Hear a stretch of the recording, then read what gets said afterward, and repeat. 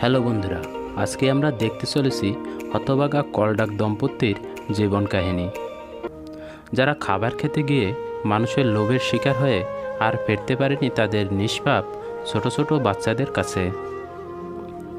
Video শুরুর আগে কলডাক সম্পর্কে কিছু সাধারণ তথ্য জেনে নেই। কলডাক সর্বপ্রথম জন্ম হয়েছিল নেদারল্যান্ডে। কলডাক দেখতে সাধারণ হাঁসের মতোই, কিন্তু কলডাক অন্য সব হাঁসের তুলনায় অনেকটা ছোট ও কিউট হয়ে থাকে। এদের মাথাটা সম্পূর্ণ গোলাকার আকৃতির হয়ে থাকে। এছাড়া এরা খুব ছোট এবং মাথাটি গোলাকার হবার কারণে দেখতে এদের খুব কিউট লাগে। তাই মানুষ হাজার হাজার টাকা খরচ করে শৌখিনভাবে কলডাক কিনে পালন করে থাকে। একজোড়া কলডাকের দাম সাধারণত 15,000 থেকে 50,000 টাকা পর্যন্ত হয়ে থাকে। আর কলডাকগুলো সম্পূর্ণভাবে আকাশে উঠতে পারে। এই কলডাক দম্পতিকে দেখলে মনে হয় এরা বেশ রোমান্টিক ও ফুরফুরে মেজাজে রয়েছে। ছোট্ট কিউট এই কলডাক দম্পতি তাদের সংসার বাঁধে বনের মাঝে একটি মাটির গর্তের ভিতরে, এবং তাদের সংসারে বেশ কয়েকটি বাচ্চারও জন্ম হয়েছিল। কলডাক দম্পতি তাদের ছোট ছোট বাচ্চাদের বাসায় রেখে তারা খাবার খেতে কিছু সময়ের জন্য বাইরে গিয়েছিল। হয়তোবা তারা কখনোই ভাবতে পারেনি এটাই তাদের সন্তানের কাছ থেকে চিরবিদায় নিয়ে শেষ যাওয়া।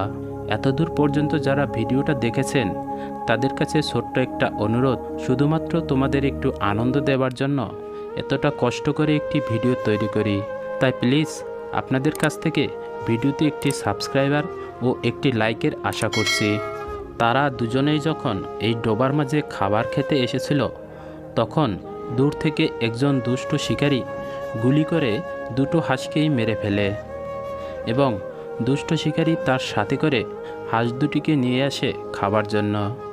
এদিকে ছোট ছোট কলডাকের বাচ্চাগুলো তার বাসায় বসে মা বাবার জন্য অপেক্ষা করছিল।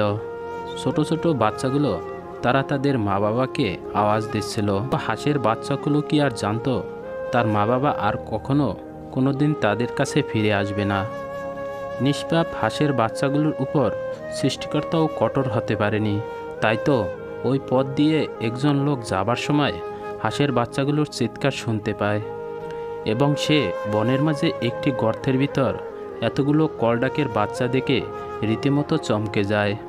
সেই লোকটি কলডাকের বাসা থেকে কিছুটা দূরে আড়ালে বসে লক্ষ্য করছিল যে কলডাকের বাচ্চাগুলোর বাবা মা তার বাসায় ফিরে আসে কিনা। অনেকক্ষণ অপেক্ষা করে দেখার পরে সে যখন দেখতে পারল কলডাকের বাচ্চাগুলোর বাবা মা বাসায় ফিরে আসেনি, তখন সে কলডাকের ছোট ছোট বাচ্চাগুলোকে তার সাথে করে তার বাসায় নিয়ে আসে। কারণ সে জানতো ছোট ছোট বাচ্চাগুলো যদি বনের মাঝে থাকে তাহলে যে কোনো প্রাণীর শিকার হয়ে মারা যেতে পারে। সদ্য জন্ম নেওয়া ছোট ছোট হাঁসের বাচ্চাগুলো যাতে মারা না যায়, তাই তো এরকমভাবে খুব যত্ন সহকারে তাদের জন্য একটি ঘর বানিয়ে সেই ঘরের মাঝে রেখে দেয়, এবং তাদের বাসার ভিতরে একটি লাইট লাগিয়ে দেয় যাতে করে তাদের শরীরের তাপমাত্রা ঠিক থাকে। আর এভাবে বেশ কয়েকদিন কেটে গেল। সে খুব আদর ও যত্নের সাথে বাচ্চাগুলোর পালন করছিল। এখন বাচ্চাগুলোর বয়স প্রায় 5 থেকে 6 দিন হয়ে গেছে। আর এখন সেই লোকটি বাচ্চাগুলোকে সেই জায়গা থেকে বের করে বাইরে নিয়ে এসেছে, কারণ তারা এখন বাইরের তাপমাত্রা সহ্য করার মতো হয়ে গেছে।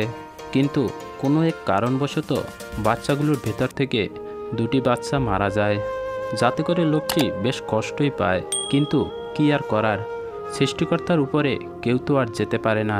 লোকটার আদর যত্ন ভালোবাসা পেয়ে হাঁসের বাচ্চাগুলো এখন বেশ বড় হয়ে গেছে। আর হাঁসের বাচ্চাগুলো ধবধবে সাদা রঙের হয়েছে। আর বাচ্চাগুলোকে এখন দেখলে সত্যিই আদর করতে মন চায়। সৃষ্টিকর্তা যেমন করে কলডাকের বাচ্চাগুলোর কাছ থেকে তার মা বাবাকে কেড়ে নিয়েছে, ঠিক তেমন করেই কলডাকের বাচ্চাগুলোর বেঁচে থাকার জন্য তার কাছে একটি লোককে পাঠিয়েছে। বন্ধুরা, আমার ভিডিওর মাধ্যমে সকলের কাছে ছোট্ট একটি অনুরোধ করছি, বনের নিরীহ পাখিকে শিকার থেকে বিরত থাকুন।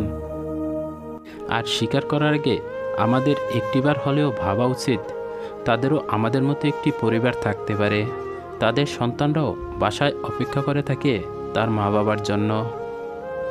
হ্যালো বন্ধুরা, আশা করি আমার ভিডিওটা তোমাদের ভালো লেগেছে। আর যদি ভালো লেগে থাকে তাহলে প্লিজ যেতে যেতে ভিডিওতে একটি লাইক দিয়ে চ্যানেলটি সাবস্ক্রাইব করে দিও। আর তোমরা কোন পাখির ভিডিও দেখতে চাও অবশ্যই তোমার মূল্যবান কমেন্টের মাধ্যমে জানিও, আমি দেখানোর চেষ্টা করব।